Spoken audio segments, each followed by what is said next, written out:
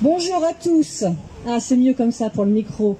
Donc je disais, je suis Cécile Coudriou, je suis la présidente d'Amnesty International France et je suis très heureuse de vous voir si nombreux et nombreuses pour ce rassemblement de solidarité avec Rami Shahat, un éminent défenseur des droits humains, un homme qui consacre sa vie à la défense de cette cause et qui, pour cela, a été injustement et arbitrairement arrêté il y a bientôt 2 ans, le 5 juillet 2019.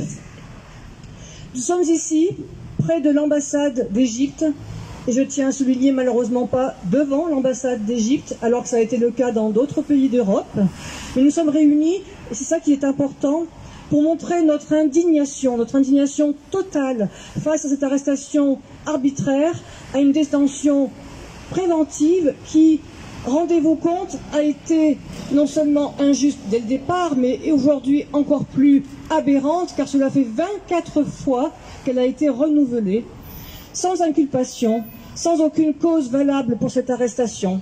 Car Rami Shahat n'a rien fait d'autre que d'user de sa liberté d'expression et de faire tout simplement ce que tout citoyen devrait pouvoir faire, c'est-à-dire participer activement à la vie d'une société civile.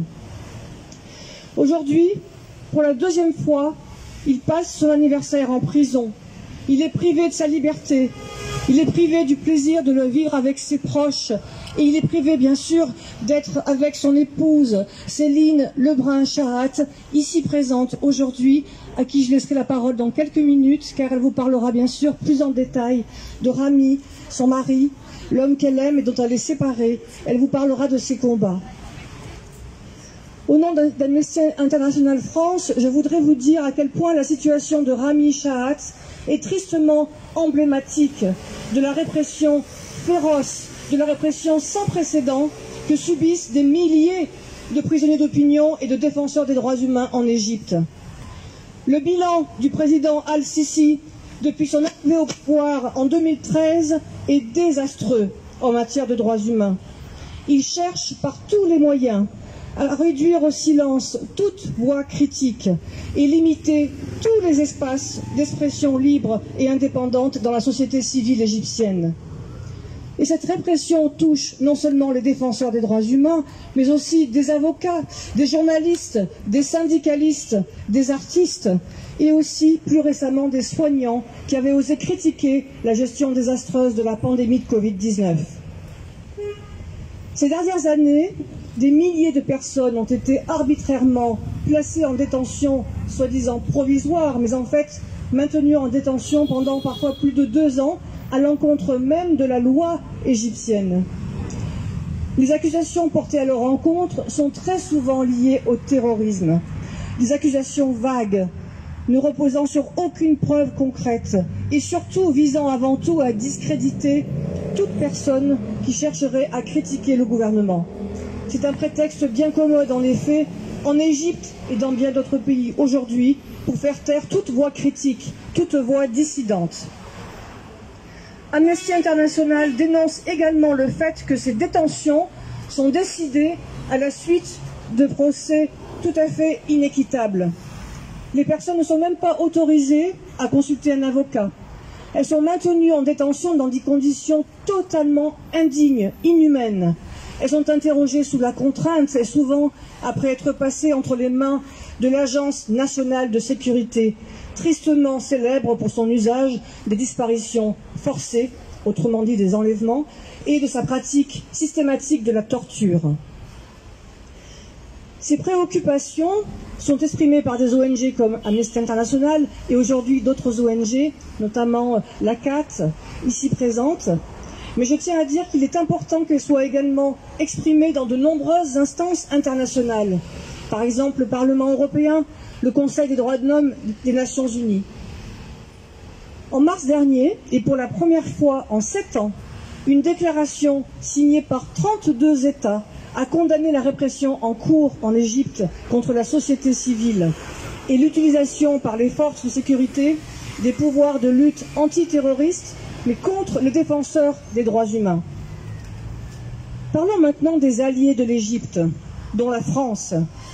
Ces alliés justifient leur soutien au président Al-Sisi en disant de celui-ci qu'il est un partenaire stratégique, si important pour lutter contre le terrorisme dans la région. Soit, mais il est tout à fait clair, ne soyons pas dupes, ne soyons pas naïfs, que cette lutte antiterroriste est utilisée comme un prétexte, qu'elle est utilisée, qu'elle est détournée en fait pour faire taire la société civile et pour faire taire toute voix critique, toute voix dissidente, toute opposition pacifique. C'est pourquoi nous pensons qu'au nom de ce partenariat stratégique, justement, la France doit signifier fermement aux autorités égyptiennes que le niveau de coopération entre les deux États ne saurait être maintenu si le droit international des droits de l'homme continue d'être ainsi bafoué et si la répression impitoyable se poursuit à l'encontre de la société civile et notamment des défenseurs des droits humains. À ce titre, je salue tout particulièrement la mobilisation des élus français, ici présents, car je trouve que cela envoie un signal fort et totalement indispensable.